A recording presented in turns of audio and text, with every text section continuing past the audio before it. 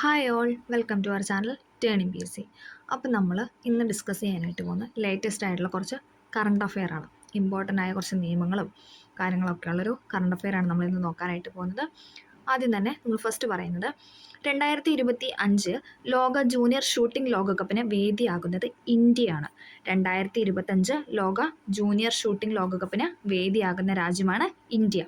2025 ലോക junior shooting ലോകകപ്പിന് വേദിയാകുന്ന രാജ്യമാണ് ഇന്ത്യ.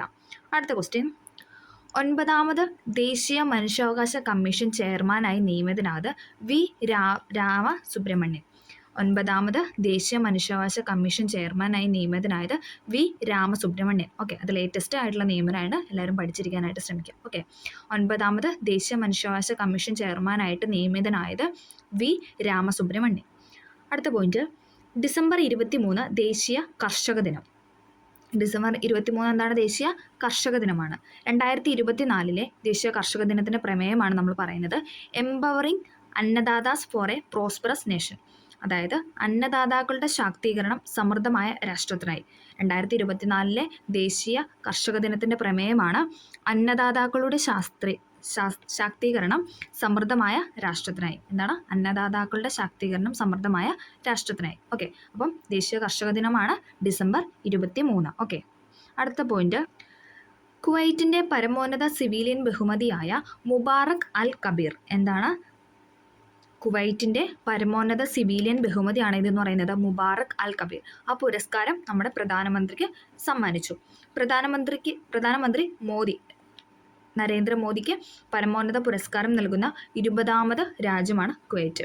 അതായത് പരമോന്നത പുരസ്കാരം ലഭിക്കുന്ന 20ാമത്തെ രാജ്യമാണ് എന്നാണ് കുവൈറ്റ്, അല്ലേ? നമ്മുടെ മോദിജിക്ക് പരമോന്നത പുരസ്കാരം നൽകുന്ന 20ാമത്തെ രാജ്യമാണ് കുവൈറ്റ്. കുവൈറ്റിൻ്റെ പരമോന്നത സിവിലിയൻ ബഹുമതിയാണ് ഏതെന്ന് പറയുന്നത് മുബാറക് അൽ കബീർ. ഏതാണ്? മുബാറക് അൽ കബീർ. അടുത്ത പോയിന്റ്, പ്രതിരോധം, കായികം, സാംസ്കാരികം, സൗരോർജ്ജം ഉൾപ്പെടെ 4 പ്രധാന മേഖലകളിൽ ഇന്ത്യ കുവൈറ്റ് ആയിട്ട് ധാരണാപത്രം ഒപ്പിട്ടു എന്നാണ് പറയുന്നത്. എന്താണ്? പ്രതിരോധമുണ്ട്, കായികമുണ്ട്, സാംസ്കാരികം, സൗരോർജ്ജം ഉൾപ്പെടെ 4 കാര്യങ്ങളുണ്ട്, അല്ലേ? പ്രതിരോധം, കായികം, സാംസ്കാരികം, സൗരോർജ്ജം എന്നീ 4 പ്രധാന മേഖലകളിൽ ഇന്ത്യ കുവൈറ്റുമായിട്ട് ധാരണാപത്രം ഒപ്പിട്ടു. അടുത്ത പോയിന്റാണ് ഉദ്ധംപൂർ ശ്രീനഗർ ബാരാമുള്ള റെയിൽവേ ലൈൻ. ഏതൊക്കെയാണ്? ഉദ്ധംപൂർ, ശ്രീനഗർ, ബാരാമുള്ള റെയിൽവേ ലൈൻ കാശ്മീരിനെ ഇന്ത്യയുടെ വിവിധ ഭാഗങ്ങളുമായിട്ട് ബന്ധിപ്പിക്കുന്നു. കാശ്മീരിനെ ഇന്ത്യയുടെ വിവിധ ഭാഗങ്ങളുമായി ബന്ധിപ്പിക്കുന്ന റെയിൽവേ ലൈനാണ് ഇതെന്ന് പറയുന്നത് ഉദ്ധംപൂർ, ശ്രീനഗർ, ബാരാമുള്ള. ലോകത്തിലെ ഏറ്റവും പുതിയ റെയിൽവേ ലൈനാണ് ചിനാബ് പാലം എന്ന് പറയുന്നത്. ലോകത്തിലെ ഏറ്റവും പുതിയ റെയിൽവേ പാലമാണ് ചിനാബ് പാലം. ഡൽഹിയിൽ നിന്ന് ശ്രീനഗറിലേക്ക് നേരിട്ട് തീവണ്ടി സർവീസ് ഉണ്ട്. ശ്രീനഗറിലേക്ക് നേരിട്ട് തീവണ്ടി സർവീസ് ഉണ്ട്. ഓക്കെ, ഇന്ത്യയുടെ ആദ്യത്തെ കേബിൾ റെയിൽ പാലമാണ് അഞ്ച്ഗഡ് എന്ന് പറയുന്നത്. ഇന്ത്യയുടെ ആദ്യത്തെ കേബിൾ റെയിൽ പാലമാണ് ഇതെന്ന് പറയുന്നത് അഞ്ച്ഗഡ്. അടുത്ത പോയിന്റ്, ഭൂഗർഭജലത്തിൽ ആഴ്സനിക് മലിനീകരണം ഏറ്റവും കൂടുതൽ ബാധിച്ച സംസ്ഥാനങ്ങളാണ് പശ്ചിമ ബംഗാളും ബീഹാറും. ഭൂഗർഭജലത്തിൽ ആഴ്സനിക് മലിനീകരണം ഏറ്റവും കൂടുതൽ ബാധിച്ച സ്റ്റേറ്റ് ആണ് ഇതെന്നൊക്കെ പറയുന്നത് ബംഗാളും ഉണ്ട്, ബീഹാറും ഉണ്ട്, അല്ലേ? ബംഗാൾ, ബീഹാർ. ഓക്കെ, ഭൂഗർഭജലത്തിൽ ആഴ്സനിക് മലിനീകരണം ഏറ്റവും കൂടുതൽ ബാധിച്ച സംസ്ഥാനങ്ങളാണ് ബംഗാൾ, ബീഹാർ. അടുത്ത പോയിന്റ്, ന്യൂസിലാൻഡ് തീരമണിഞ്ഞ് INS തരണ്ടി. ഏതാണ്? ന്യൂസിലാൻഡ് തീരമണിഞ്ഞ INS തരണി. ലോകം ചുറ്റാൻ പുറപ്പെട്ട ഇന്ത്യൻ നാവികസേനയുടെ വനിതാ യാത്രാ സംഘത്തിൻ്റെ കപ്പലാണ് INS തരണി എന്ന് പറയുന്നത്. ലോകം ചുറ്റാൻ പുറപ്പെട്ട ഇന്ത്യൻ നാവികസേനയുടെ വനിതകൾ മാത്രമേ ഉള്ളൂ, വനിതാ യാത്രാ സംഘത്തിൻ്റെ കപ്പലാണ് ഏതെന്ന് പറഞ്ഞാൽ INS തരിണി എന്ന് പറയുന്നത്. ലഫ്റ്റനന്റ് കമാൻഡർ രൂപ, മലയാളിയായ ലഫ്റ്റനന്റ് കമാൻഡർ ദിൽന എന്നിവരാണ് കപ്പലിലുള്ളത്. ആരൊക്കെയാണ്? ലഫ്റ്റനന്റ് കമാൻഡറായ രൂപയുണ്ട്, അതോടൊപ്പം മലയാളി, അല്ലേ? ഒരു മലയാളി അംഗമുണ്ട്. ആരെന്ന് പറയുന്നത് ലഫ്റ്റനന്റ് കമാൻഡർ ദിൽനയാണ് മലയാളി എന്ന് പേര്. അപ്പോൾ അത് പഠിക്കണം കേട്ടോ. ദിൽന എന്ന് പറഞ്ഞാൽ മലയാളി ആയതുകൊണ്ട് തന്നെ ചോദിക്കാനുള്ള ചാൻസ് ഉണ്ട്. ലഫ്റ്റനന്റ് കമാൻഡർ രൂപ, മലയാളിയായ ലഫ്റ്റനന്റ് കമാൻഡർ ദിൽന എന്നിവരാണ് കപ്പലിലുള്ളത്. വനിതാ ശാക്തീകരണം ലക്ഷ്യമിട്ടിട്ടുള്ള സാഗർ പരിക്രമണ 2 പദ്ധതിയുടെ ഭാഗമാണ് ഇതെന്ന് പറയുന്നത് ഈ INS തരണി എന്ന് പറയുന്നത്. വനിതാ ശാക്തീകരണം ലക്ഷ്യമിട്ടിട്ടുള്ള സാഗർ പരിക്രമണ 2ാമത്തെ പദ്ധതിയുടെ ഭാഗമാണ് INS തരണി എന്ന് പറയുന്നത്. ഓക്കെ, അതിൽ ആരൊക്കെയാണുള്ളതെന്ന് ചോദിച്ചാൽ ലഫ്റ്റനന്റ് കമാൻഡർ രൂപയുണ്ട്, അതോടൊപ്പം മലയാളിയായ ലഫ്റ്റനന്റ് കമാൻഡർ ദിൽനയും ഉണ്ട്. ഓക്കെ, അടുത്ത പോയിന്റ്, പട്ടികജാതി പട്ടിക വികസന കോർപ്പറേഷൻ ചെയർമാനായി നിയമിതന KK ഷാജു. പട്ടികജാതി പട്ടിക വികസന കോർപ്പറേഷൻ ചെയർമാനാണ് KK ഷാജു. മാതാപിതാക്കളെയും രക്ഷിതാക്കളെയും അവരുടെ കുട്ടികൾക്കായി ഒരു ദേശീയ പെൻഷൻ സ്കീം. എന്താണ്? മാതാപിതാക്കളെയും രക്ഷിതാക്കളെയും അവരുടെ കുട്ടികൾക്കായിട്ട് ഒരു ദേശീയ പെൻഷൻ സ്കീമാണ് NPS വാത്സല്യ പദ്ധതി. സ്കീമിൻ്റെ പേരാണ് NPS വാത്സല്യ പദ്ധതി. 2024 ബജറ്റിൽ നിർദ്ദേശിച്ച പദ്ധതിയാണ് ഇതെന്ന് പറഞ്ഞാൽ NPS വാത്സല്യ പദ്ധതി. പദ്ധതി ആരംഭിച്ചത് 2024 സെപ്റ്റംബർ 18-നാണ്. പദ്ധതി ആരംഭിച്ചത് 2024 സെപ്റ്റംബർ 18. അടുത്ത പോയിന്റ്, 2024 ഡിസംബർ ഡിങ്ക രോഗം റിപ്പോർട്ട് ചെയ്യപ്പെടുന്നത് ഉഗാണ്ടയിലാണ് അല്ലേ. പേര് വെച്ചിട്ട് കണക്ട് ചെയ്യാം അല്ലേ, ഡിങ്ക. ഓക്കെ, നല്ല രസമുണ്ട് അല്ലേ, ഉഗാണ്ട. ഓക്കെ, അതൊരു രോഗമാണ്. 2024 ഡിസംബർ ഡിങ്ക രോഗം റിപ്പോർട്ട് ചെയ്ത എവിടെയാണെന്ന് ചോദിച്ചാൽ ഉഗാണ്ടയിലാണ്. ബുണ്ടിബുഗിയോ ജില്ലയിൽ, അതായത് ബുണ്ടിബുഗിയോ എന്ന് പറഞ്ഞ ജില്ലയിലാണ് ഈ രോഗം പിടിപെട്ടത്. ഓക്കെ, ഡിങ്ക എന്ന് പറഞ്ഞാൽ എന്താണ്? നൃത്തം ചെയ്യുന്നത് പോലെ വിറയ്ക്കുക. നമുക്ക് ആ പേര് അല്ലേ ഒരു ഡാൻസ് ആയിട്ട് നമുക്ക് കണക്ട് ചെയ്യാം. ജസ്റ്റ് ഒന്ന് ഓർത്ത് വയ്ക്കാൻ വേണ്ടിയിട്ട് പറഞ്ഞാണ്. നൃത്തം ചെയ്യുന്നത് പോലെ വിറയ്ക്കുന്ന ഒരു അസുഖമാണ് ഇതെന്ന് പറഞ്ഞാൽ ഡിങ്ക രോഗം എന്ന് പറയുന്നത്. ഓക്കെ, അതെവിടെയാണെന്ന് ചോദിച്ചാൽ ഉഗാണ്ടയിലാണ് റിപ്പോർട്ട് ചെയ്തത്. അടുത്ത ക്വസ്റ്റ്യൻ, ജപ്പാൻ ബുള്ളറ്റ് ട്രെയിൻ അന്തിമഘട്ടത്തിൽ. ജപ്പാൻ ബുള്ളറ്റ് ട്രെയിൻ അന്തിമഘട്ടത്തിൽ. ഇന്ത്യയിലെ ആദ്യ ബുള്ളറ്റ് ട്രെയിനാണ് മുംബൈ അഹമ്മദാബാദ് റൂട്ട് എന്ന് പറയുന്നത്. ഓക്കെ, അടുത്ത പോയിന്റ്, ഡിസംബർ 24 ദേശീയ ഉപഭോക്തൃ ദിനമാണ്. നമുക്കറിയാം അല്ലേ, ഡിസംബർ 24 ദേശീയ ഉപഭോക്തൃ ദിനമാണ്. നമ്മുടെ SAT-ലൊക്കെ ഉള്ളൊരു ഡേറ്റ് ആണ് അല്ലേ, ഡിസംബർ 24 ദേശീയ ഉപഭോക്തൃ ദിനം. 2024 പ്രമേയം ചോദിച്ചു കഴിഞ്ഞാൽ virtual hearings and digital access to consumer justice. Virtual hearings and digital access to consumer justice. Digital വിപണിയിലെ അന്യായമായ നടപടികളിൽ നിന്ന് ഉപഭോക്താക്കളെ സംരക്ഷിക്കുന്നതിനായി കേന്ദ്ര സർക്കാർ ആരംഭിച്ച 3 ആപ്ലിക്കേഷനുണ്ട്. Jago ഗ്രഹക് Jago app, Jagriti app, Jagriti dashboard. 3 ആപ്ലിക്കേഷനാണ് ഡിജിറ്റൽ വിപണിയിലെ അന്യായമായ നടപടികളിൽ നിന്ന് ഉപഭോക്താക്കളെ സംരക്ഷിക്കുന്നതിനായി കേന്ദ്ര സർക്കാർ ആരംഭിച്ച 3 ആപ്ലിക്കേഷനാണ്. ഏതൊക്കെയെന്ന് പറഞ്ഞാൽ ജാഗോ ഗ്രഹക് ജാഗോ ആപ്പ് ഒന്നാമത്തേത്, രണ്ടാമത്തേതെന്ന് പറഞ്ഞാൽ ജാഗൃതി ആപ്പ്, മൂന്നാമത്തേത് ജാഗൃതി ഡാഷ്ബോർഡ്. കേന്ദ്ര ഉപഭോക്തൃകാര്യ മന്ത്രിയാണ് പ്രഹ്ലാദ് ജോഷി എന്ന് പറയുന്നത്. കേന്ദ്ര ഉപഭോക്തൃകാര്യ മന്ത്രിയാണ് പ്രഹ്ലാദ് ജോഷി.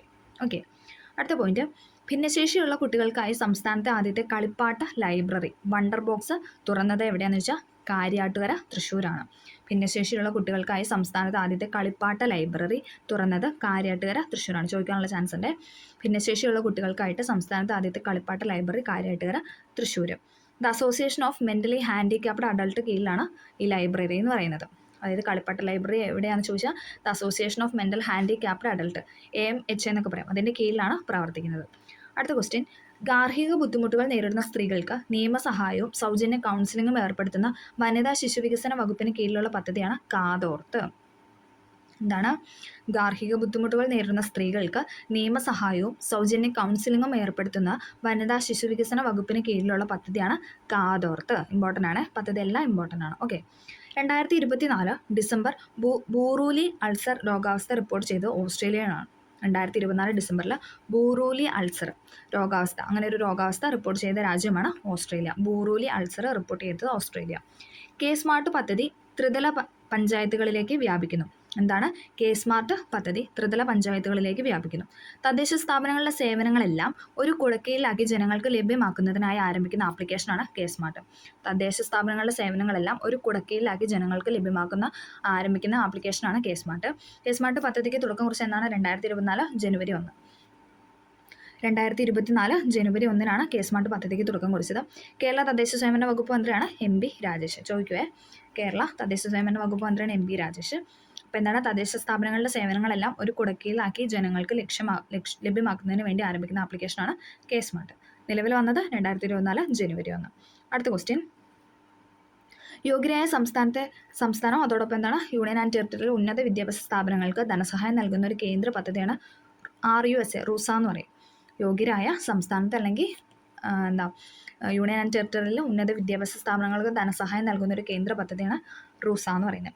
ദേശീയ വിദ്യാഭ്യാസ നയത്തിൻ്റെ ഭാഗമായി RUSA പദ്ധതി പ്രധാനമന്ത്രി ഉച്ച ശിക്ഷാ അഭിയാൻ PM ഉഷ എന്നറിയപ്പെടുന്നു. എന്താണ്?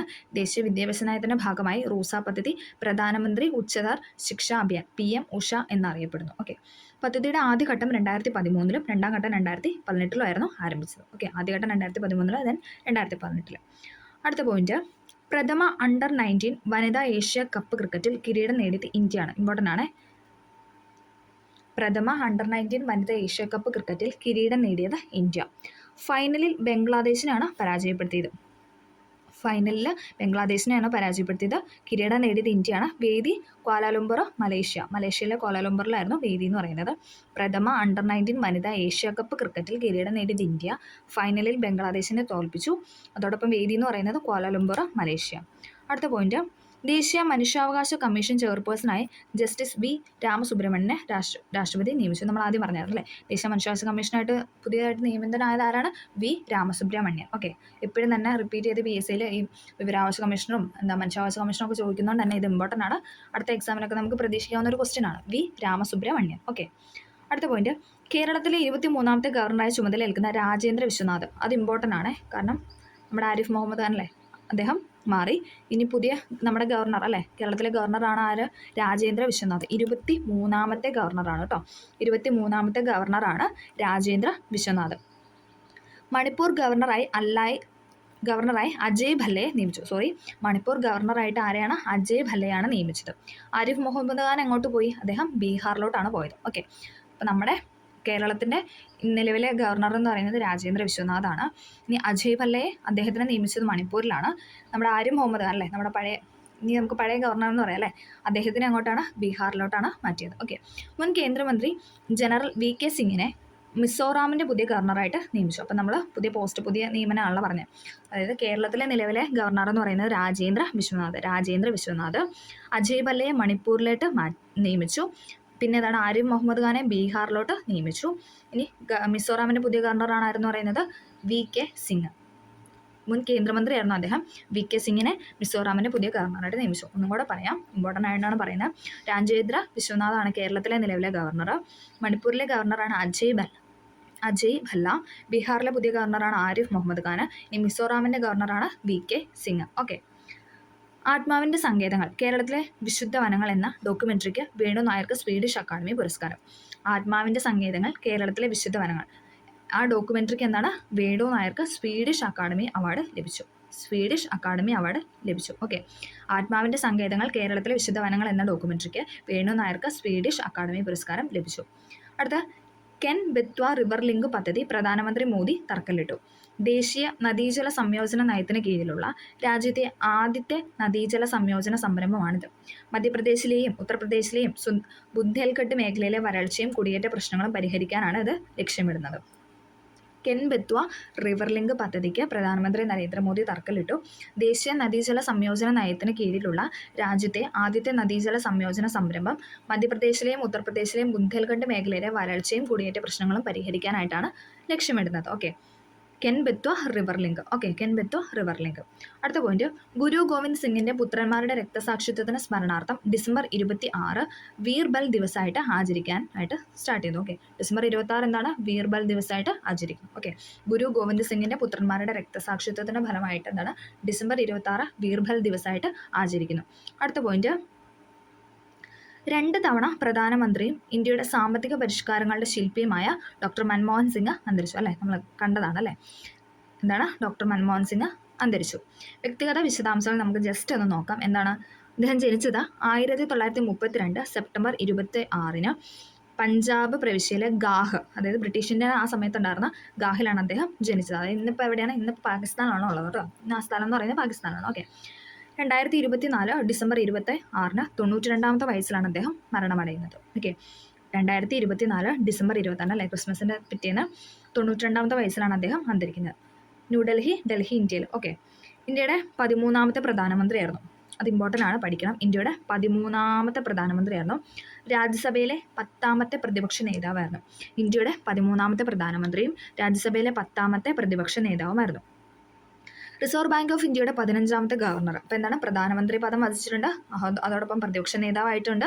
പിന്നെ എന്താണ്? നമ്മുടെ റിസർവ് ബാങ്ക് ഓഫ് ഇന്ത്യ RBIയുടെ ഗവർണറായിട്ടും അദ്ദേഹം സേവനമനുഷ്ഠിച്ചിട്ടുണ്ട് അല്ലേ. ഇന്ത്യയുടെ 13ാമത്തെ പ്രധാനമന്ത്രി, 10ാമത്തെ രാജ്യസഭയിലെ പ്രതിപക്ഷ നേതാവ്, റിസർവ് ബാങ്ക് ഓഫ് ഇന്ത്യയുടെ 15ാമത്തെ ഗവർണർ. അന്ത്യവിശ്രമ സ്ഥലം എന്ന് പറയുന്നത് നിഗം ബോധ് ഘട്ടിലാണ്. ചോദിക്കാൻ ചാൻസ് ഉണ്ട്. നിഗം ബോധ് ഘട്ട്. ഓക്കെ, നിഗം ബോധ് ഘട്ടിലാണ് അന്ത്യവിശ്രമ സ്ഥലം. ഓക്കെ, അന്ത്യവിശ്രമ സ്ഥലം നിഗം ബോധ് ഘട്ടിൽ. അടുത്ത പോയിന്റ്, കുട്ടികളിലെ ഡിജിറ്റൽ ആസക്തി മാറ്റാനും സുരക്ഷിത ഇൻ്റർനെറ്റ് ഉപയോഗം പഠിപ്പിക്കാനും കേരള പോലീസിൻ്റെ പദ്ധതിയാണ് ഇന്ന് DDAD എന്ന് പറഞ്ഞ പദ്ധതി. ഓക്കെ, കുട്ടികളുടെ ഡിജിറ്റൽ ആസക്തി മാറ്റാനും സുരക്ഷിത ഇൻ്റർനെറ്റ് ഉപയോഗം പഠിപ്പിക്കാനും കേരള പോലീസിൻ്റെ പദ്ധതിയാണ് DDAD. കുട്ടികളിലെ അമിതമായ മൊബൈൽ ഫോൺ ഉപയോഗം, ഓൺലൈൻ ഗെയിം ആസക്തി, അശ്ലീല സൈറ്റുകൾ സന്ദർശിക്കൽ, സാമൂഹിക മാധ്യമങ്ങളിൽ കൂടുതൽ സമയം ചെലവഴിക്കുന്നത്, വ്യാജ ഷോപ്പിംഗ് സൈറ്റുകളിലൂടെ പണം നഷ്ടപ്പെടുത്തുന്നത് തുടങ്ങിയവ കൗൺസിലിങ്ങിലൂടെ മാറ്റിയെടുക്കാനാണ് ഇതിൻ്റെ DDAD പദ്ധതിയുടെ ലക്ഷ്യം. അടുത്ത പോയിന്റ്, ബാൽഡ് ഈഗിൾ അമേരിക്കയുടെ ദേശീയ പക്ഷിയായിട്ട് ഔദ്യോഗികമായി അംഗീകരിക്കപ്പെട്ടു. അപ്പം ഇനി മുതൽ അമേരിക്കയുടെ ദേശീയ പക്ഷിയായിട്ട് അറിയപ്പെടുന്ന ഏതാ പക്ഷിയാണ്? ബാൽഡ് ഈഗിളാണ്. Okay, bald eagle. ലോകത്തിലെ ഏറ്റവും വലിയ അണക്കെട്ട് നിർമ്മിക്കാൻ ഒരുങ്ങി ചൈന. ലോകത്തിലെ ഏറ്റവും വലിയ അണക്കെട്ട് നിർമ്മിക്കാനായിട്ട് സ്റ്റാർട്ട് ചെയ്തു ആരെന്ന് പറയുന്നത് ചൈന. ടിബറ്റിലെ ബ്രഹ്മപുത്ര നദിയിലാണ് ചൈന അണക്കെട്ട് നിർമ്മിക്കുന്നത്. എവിടെയാണെന്ന് ചോദിച്ചാൽ എവിടെയാണ്? ടിബറ്റിലെ ബ്രഹ്മപുത്ര നദിയിൽ. 137 ബില്യൺ ഡോളറിൻ്റെ പദ്ധതിക്ക് അടുത്തിടെയാണ് അംഗീകാരം ലഭിച്ചത്. അപ്പം 137 ബില്യൺ ഡോളറാണ് ആ പദ്ധതിക്ക്, അതിന് ഈയിടെയാണ് അംഗീകാരം ലഭിച്ചത്. ഓക്കെ, അപ്പം ജസ്റ്റ് ഒന്ന് ഓർക്കുക, ലോകത്തിലെ ഏറ്റവും വലിയ അണക്കെട്ട് നിർമ്മിക്കാൻ ഒരുങ്ങി ചൈന എന്ന് ഓർക്കുക, ബ്രഹ്മപുത്ര നദിയിലാണ്. ഓക്കെ, അടുത്ത പോയിന്റ്, സ്ത്രീ വോട്ടർമാരുടെ എണ്ണത്തിൽ കേരളം 2ാമത്. എന്താണ്? സ്ത്രീ വോട്ടർമാരുടെ എണ്ണത്തിൽ കേരളത്തിൻ്റെ സ്ഥാനം എന്ന് പറയുന്നത് 2ാമതാണ്. ഏറ്റവും കൂടുതൽ പ്രവാസി വോട്ടർമാരുള്ള സംസ്ഥാനമാണ് കേരളം, അല്ലേ? നമുക്കറിയാം കേരളത്തിലെ ഇപ്പോൾ മിക്കവരും തന്നെ എന്താണ്, പുറത്താണ്, അല്ലേ? ഓക്കെ, അത് ജസ്റ്റ് കണക്ട് ചെയ്യുക. ഏറ്റവും കൂടുതൽ പ്രവാസി വോട്ടർമാരുടെ സംസ്ഥാനം എന്ന് പറയുന്നത് കേരളമാണ്. സ്ത്രീ വോട്ടർമാരുടെ എണ്ണത്തിൽ കേരളത്തിന് സ്ഥാനം 2ാമതാണ്. M.Tയുടെ 2ാം ഊഴം സിനിമയാകുന്നു. സംവിധാനം ചെയ്യുന്നത് മണിരത്നമാണ്. M.Tയുടെ 2ാം ഊഴം, അല്ലേ? അദ്ദേഹത്തിൻ്റെ കൃതിയാണ് എന്ന് പറഞ്ഞാൽ 2ാം ഊഴം. അതെന്താണ്? സിനിമയാകാനായിട്ട് സ്റ്റാർട്ട് ചെയ്തു, സിനിമയായിട്ട് പോകുന്നു. സംവിധാനം ചെയ്യുന്നത് മണിരത്നമാണ്. ഓക്കെ, നമുക്കിനി എന്താണ് ഡോക്ടർ മൻമോഹൻ സിംഗിനെ പറ്റിയും പിന്നെ എന്താണ് M.T അല്ലെ M.T വാസുദേവനെ കുറിച്ചൊക്കെ നമുക്ക് കൂടുതൽ ഡീറ്റെയിൽ ആയിട്ട് പഠിക്കാനൊക്കെ ഉണ്ട്. അത് നമുക്ക് വരും ക്ലാസ്സിൽ നമുക്ക്, അല്ലേ, അവരെക്കുറിച്ച് നമുക്ക് സെപ്പറേറ്റ് ആയിട്ട് ക്ലാസ്സുകൾ ചെയ്യാം. അപ്പോൾ ഇത്രയും കാര്യങ്ങളാണ് നമ്മളിന്ന് പറയുന്നത്. അപ്പോൾ എല്ലാവർക്കും വീഡിയോ ഹെൽപ്ഫുള്ളായെന്ന് വിചാരിക്കുന്നു. റിപ്പീറ്റ് ചെയ്ത് കേൾക്കുക. അപ്പോൾ നമ്മൾ പഠിക്കും. കറണ്ട് അഫെയർ ആണ്, കറണ്ട് അഫെയർ അല്ലേ? ഇപ്പം എല്ലാ എക്സാമിനും കറണ്ട് അഫെയർ ഭയങ്കര ഇമ്പോർട്ടൻ്റ് ആയിട്ടുള്ള പോയിൻറ്റ്സ് ആണ്, അല്ലേ? അപ്പോൾ അതുകൊണ്ട് തന്നെ എല്ലാവരും സ്കിപ്പ് ചെയ്തായിട്ട് പഠിക്കാനായിട്ട് ശ്രമിക്കുക. അപ്പോൾ എല്ലാവർക്കും വീഡിയോ ഹെൽപ്ഫുള്ളായെന്ന് വിചാരിക്കുന്നു. ഹെൽപ്ഫുള്ളായെങ്കിൽ ഒന്ന് ലൈക്ക് ചെയ്ത് സബ്സ്ക്രൈബ് ചെയ്യാനായിട്ട് ശ്രമിക്കുക. അപ്പോൾ ഓക്കെ, താങ്ക് യു.